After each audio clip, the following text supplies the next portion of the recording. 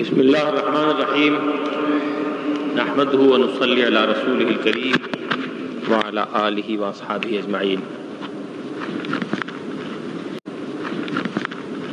برادران محترم، یہ آیات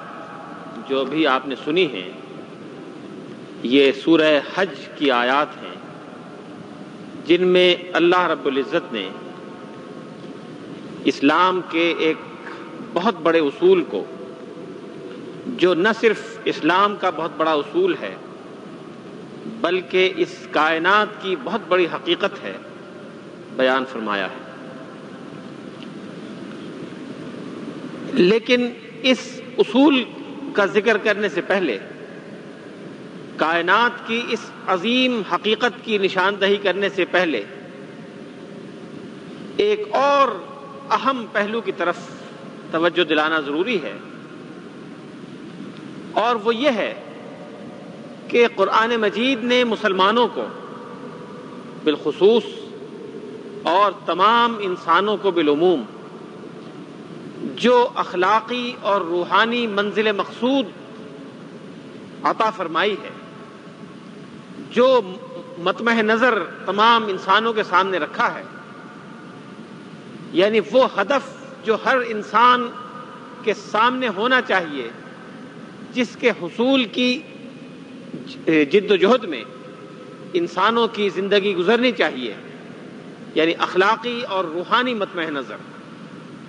وہ کیا ہے؟ اس کو قرآن مجید میں ایک نہایت مؤثر انداز میں بیان کیا گیا ہے۔ سورہ بقرہ کی آیت ہے، صبغۃ اللہ ومن احسن من اللہ صبغہ، اللہ کے رنگ میں رنگ جاؤ، اس لیے کہ اللہ کے رنگ سے خوبصورت رنگ کس کا ہو سکتا ہے؟ یہی وہ مفہوم ہے جس کو صوفیاء کرام نے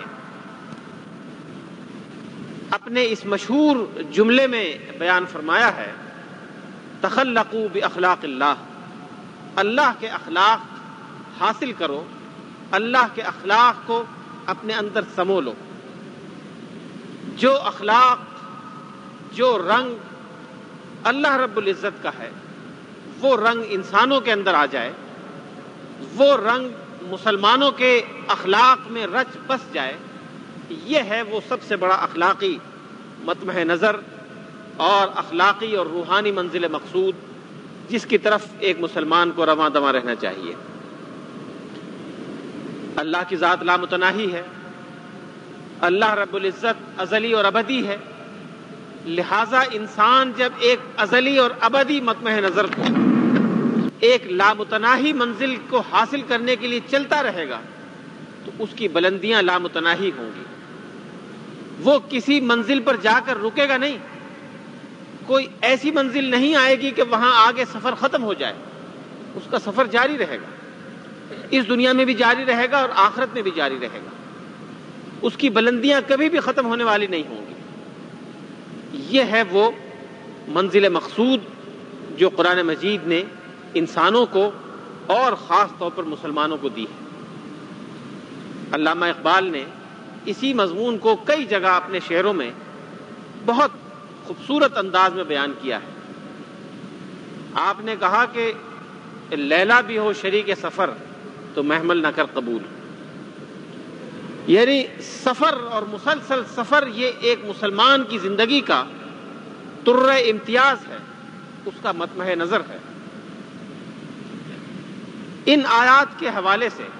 جو آج آپ نے سماعت فرمائی ہیں، اللہ رب العزت کی نمایاں صفت جو ہمارے سامنے آتی ہے وہ ہے شکور۔ آپ نے نام سنے ہوں گے، عبد الشکور لوگوں کا نام ہوتا ہے، یعنی شکور کا بندہ۔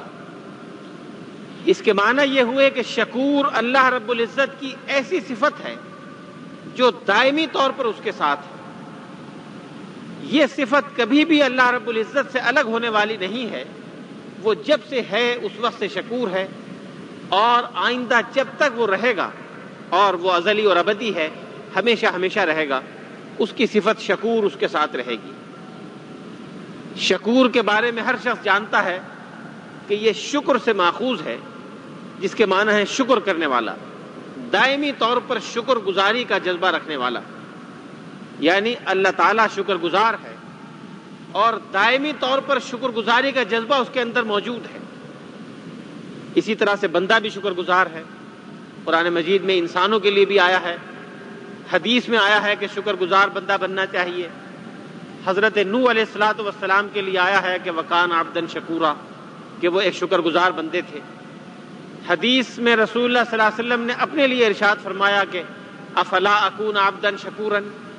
کیا میں شکر گزار بندہ نہ بنوں؟ گویا شکر گزاری کا ایک درجہ ہے جو اللہ رب العزت کے لیے ہے، وہ شکر گزار ہے۔ ایک درجہ ہمارے اور آپ جیسے انسانوں کے لیے ہے، ہم بھی شکر گزار ہیں۔ لیکن اللہ کی شکر گزاری میں اور ہماری شکر گزاری میں وہی فرق ہے جو بندے میں اور اللہ میں۔ اللہ رب العزت جب شکر گزار ہے، شکور ہے، تو اس کے معنی یہ ہے کہ وہ قدردان ہے۔ شکر کے لفظی معنی ہے قدردانی۔ جو اچھائی کی جائے، کرنے والا کوئی اچھائی کرے، دوسرا شخص اس کی قدردانی کرے اور اس اچھائی کے جواب میں وہ بھی جوابی طور پر اچھائی کا رویہ اختیار کرے۔ ایک بندہ جب اچھائی کا عمل کرتا ہے، نیکی کا عمل کرتا ہے، تو اللہ رب العزت کی شکر گزاری یہ ہے، اس کی قدردانی یہ ہے کہ وہ اس کے جواب میں انعام سے نوازتا ہے۔ اور اگر ایک ذرے کے برابر کوئی بندہ نیکی کرتا ہے تو اللہ رب العزت اس کے بقدر نعمت اس کو عطا فرماتا ہے۔ ایک ذرے کے برابر بھی اگر نیکی بندے کی طرف سے ہوگی تو اللہ کی طرف سے اس کا انعام اس کو لازماً دیا جائے گا۔ بعض اوقات انسان ایسی نیکی کرتا ہے، اتنی چھپی ہوئی اور مختصر چھوٹی سی نیکی ہوتی ہے کہ خود اس انسان کو پتہ نہیں ہوتا، دوسرے انسانوں کو پتہ نہیں چلتا، لیکن اللہ رب العزت اس نیکی کا صلہ اس کو دیتا ہے۔ من یعمل مثقال ذرۃ خیرا یرہ، جو شخص ایک ذرے کے برابر نیکی کا عمل کرتا ہے اس کا صلہ وہ یقیناً دیکھے گا۔ ایک طویل حدیث ہے جو متفق علیہ ہے، بخاری اور مسلم، یعنی علم حدیث کے دو مستند ترین محدثین نے اس کو روایت کیا ہے، جس میں ایک طویل منظرنامہ حضور علیہ الصلوۃ والسلام نے بیان فرمایا ہے روز قیامت کا، کہ روز قیامت میں جب یہ اور یہ ہولناکیاں ہوں گی اور اتنی شدید اور سخت آزمائش اور حساب کا سامنا کرنا پڑے گا، تو انسان آپس میں مشورہ کر کے یہ طے کریں گے کہ کچھ کرنا چاہیے۔ مشورے کے بعد یہ طے ہوگا کہ اس پوری نسل انسانی کے جو باپ ہیں آدم علیہ الصلوۃ والسلام، ان سے چل کے گزارش کریں کہ آپ کی اولاد پر یہ سارا مشکل وقت آن پڑا ہے، آپ کچھ کریں۔ آدم علیہ الصلوۃ والسلام کے پاس جا کر گزارش کریں گے کہ آپ اپنی اولاد کا کچھ کریں، آپ کو بڑا مقام ہے، اللہ نے اپنی روح آپ کے بدن میں پھونکی، اپنے دست قدرت سے آپ کی تشکیل کی۔ وہ جواب میں کہیں گے کہ نفسی نفسی، مجھے تو اس وقت اپنے آپ کی فکر پڑی ہوئی ہے، مجھ سے تو فلاں غلطی سرزد ہو گئی تھی، مجھے حکم دیا گیا تھا کہ وہ درخت مت کھانا، میں نے کھا لیا تھا، میرے اندر ہمت نہیں ہے، فلاں کے پاس جاؤ۔ وہ درجہ بدرجہ مختلف انبیاء علیہ السلام ایک دوسرے کی نشاندہی کرتے جائیں گے کہ فلاں کے پاس جاؤ، فلاں کے پاس جاؤ، اور ہر پیغمبر جواب دے گا کہ نفسی نفسی، مجھے اپنے آپ کی فکر ہے، میں تمہاری کیا فکر کر سکتا ہوں۔ بالآخر ہوتے ہوتے حضرت عیسیٰ علیہ الصلوۃ والسلام کے پاس آئیں گے، وہ کہیں گے نفسی نفسی، مجھے اپنے آپ کی فکر ہے، تم پیغمبر آخر الزمان علیہ الصلوۃ والسلام کے پاس جاؤ، وہ آخری نبی ہیں، تمام انبیاء علیہ السلام کے سردار ہیں، وہ شاید مشکل حل کریں گے۔ حضور علیہ الصلوۃ والسلام کے پاس آئیں گے، حضور علیہ الصلوۃ والسلام نے فرمایا کہ اللہ رب العزت نے ہر نبی کو، ہر پیغمبر کو ایک خصوصی دعا ایسی عطا فرمائی تھی کہ جس کی اسی وقت جبھی اللہ تعالیٰ نے اجابت بھی فرما دی اور اس کا صلہ انہوں نے اپنی آنکھوں سے دیکھ لیا۔ ہر پیغمبر کو ایک موقع دیا گیا۔ مختلف انبیاء علیہ السلام نے مختلف مواقع پر اس پریولیج، آپ کہہ سکتے ہیں خاص پریولیج انبیاء علیہ السلام کا تھا، اس کو استعمال فرمایا۔ رسول اللہ صلی اللہ علیہ وسلم کا ارشاد ہے کہ میں نے اس موقع کو اس وقت کے لیے اٹھا رکھا ہے جب میری امت مشکل میں ہوگی اور امت میرے پاس آئے گی کہ صاحب کچھ کریں۔ اس موقع کے لیے میں نے اس کو محفوظ کر رکھا ہے، اور جب وہ موقع آئے گا تو میں اللہ رب العزت سے عرض کروں گا کہ آپ نے ہر پیغمبر کو ایک دعا کرنے کا موقع دیا تھا جو لازماً آپ نے اسی وقت قبول فرمائی تھی، میں وہ دعا اب کرنا چاہتا ہوں۔ چنانچہ اس موقع پر جب لوگ حضور علیہ الصلوۃ والسلام کی خدمت میں حاضر ہوں گے، بیان کریں گے، تو حضور علیہ الصلوۃ والسلام فرماتے ہیں کہ اللہ رب العزت اس وقت میری زبان پر وہ حمد و ثنا جاری کر دے گا جو کس سے پہلے کسی کی زبان پر جاری نہیں، کسی انسان کو، کسی مخلوق کو وہ حمد و ثنا نہیں سکھائی گئی جو اس وقت اللہ حضور علیہ الصلوۃ والسلام کے قلب مبارک پر کھول دے گا۔ وہ حمد و ثنا کرنے کے بعد اور ایک طویل مدت سجدے میں گزارنے کے بعد، جس کی طوالت اور دورانیہ کا اللہ کے علاوہ کسی کو علم نہیں، حضور علیہ الصلوۃ والسلام سے ارشاد ہوگا کہ کیا مانگنا چاہتے ہیں، کیا دعا ہے، کیا عرض کرنا چاہتے ہیں؟ سل تعطا، مانگو دیا جائے گا، اشفع تشفع، سفارش کرو قبول کی جائے گی۔ اس کے بعد حضور فرمائیں گے کہ کچھ نہیں، امتی امتی امتی، اس سے بڑھ کر کچھ نہیں۔ امت کے بارے میں سوال ہے، امت کے بارے میں دعا ہے، امت کے بارے میں درخواست اور گزارش ہے۔ اس دعا کے جواب میں جو اعلان فرمایا جائے گا وہ ہے جس کی طرف میں نے اشارہ کرنے کے لیے پوری حدیث آپ کے سامنے بیان کر دی۔ ارشاد یہ ہوگا کہ ٹھیک ہے، جس شخص کے دل میں ایک ذرے کے برابر بھی اگر ایمان کی رمق باقی تھی اس کو نکال دو اور جنت میں داخل کر دو۔ پھر آگے حضور علیہ الصلوۃ والسلام نے اس ذرے کے برابر ایمان کی تفصیل بیان فرمائی ہے جو اس طویل روایت میں آگے جا کر آئی ہے۔ لیکن عرض کرنے کا مقصد یہ ہے کہ اگر ایک ذرے کے برابر ایمان بھی کسی کے دل میں ہے تو اس کا صلہ، اس کا بدلہ لازماً اس کو ملے گا، اس کی جزا اس کو ملے گی۔ اور اگر کسی شخص نے ایک ذرہ برابر بدی کا ارتکاب کیا ہوگا، من یعمل مثقال ذرۃ شرا یرہ، بدی کا ارتکاب ذرے کے برابر کیا ہوگا تو وہ اس کے سامنے آئے گی۔ اللہ رب العزت اپنی مرضی سے معاف فرما دے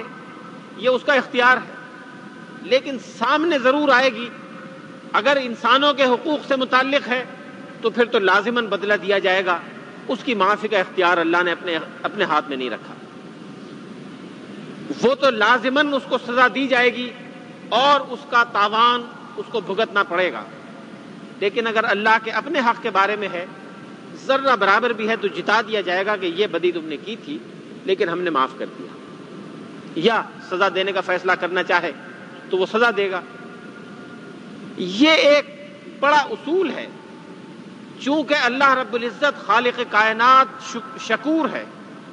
شکور کے معنی ہے قدردان۔ ذرے برابر اگر نیکی ہے اس کی قدر کی جائے گی، اس کی جزا دی جائے گی۔ ذرہ برابر بدی کی جائے گی، اس کی سزا دی جائے گی، لیکن اس کے ساتھ ساتھ اللہ تعالی غفور بھی ہے، رحیم بھی ہے، عفو بھی ہے، معاف کرنے والا بھی ہے۔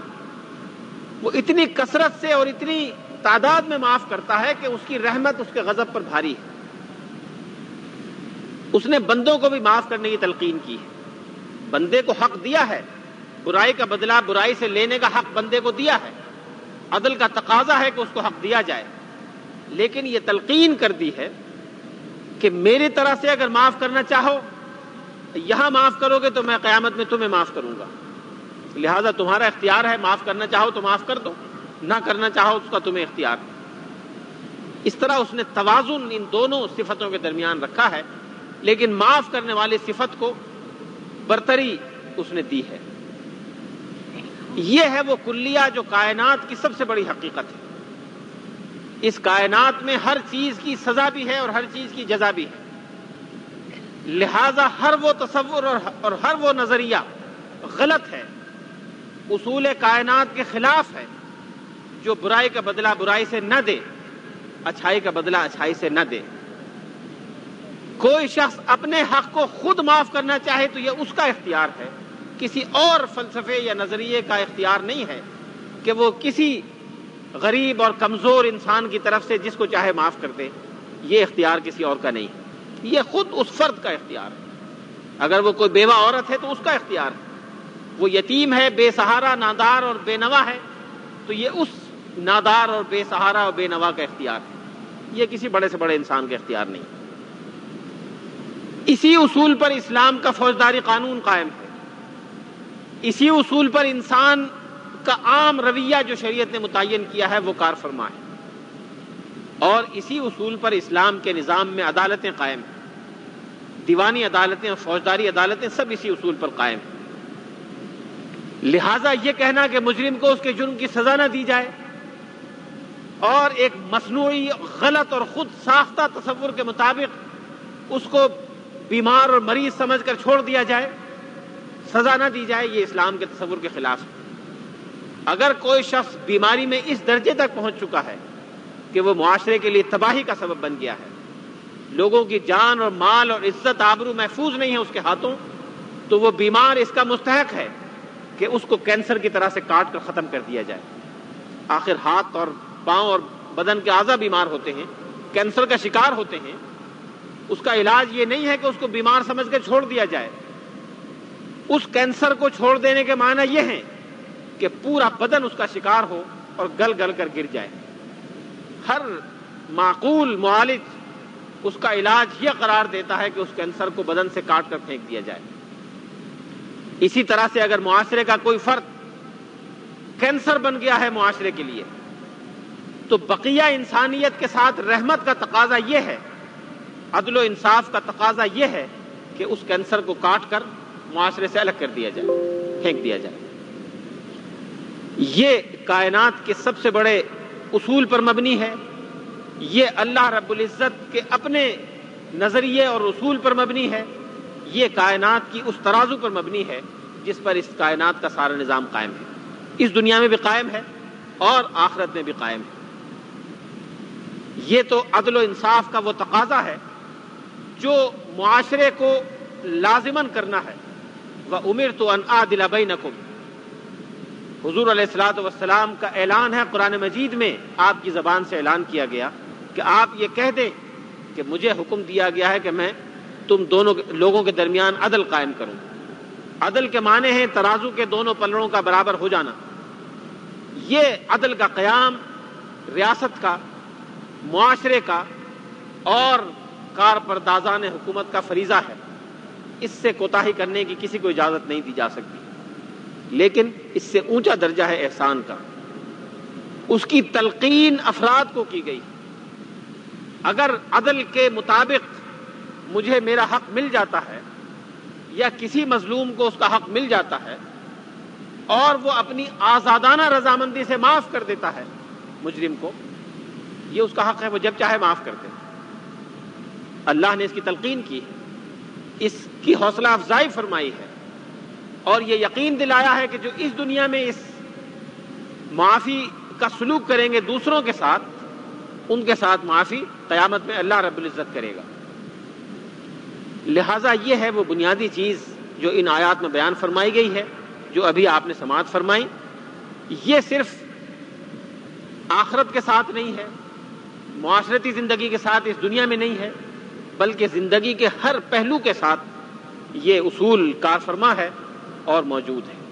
وآخر دعوانا ان الحمدللہ رب العالمین۔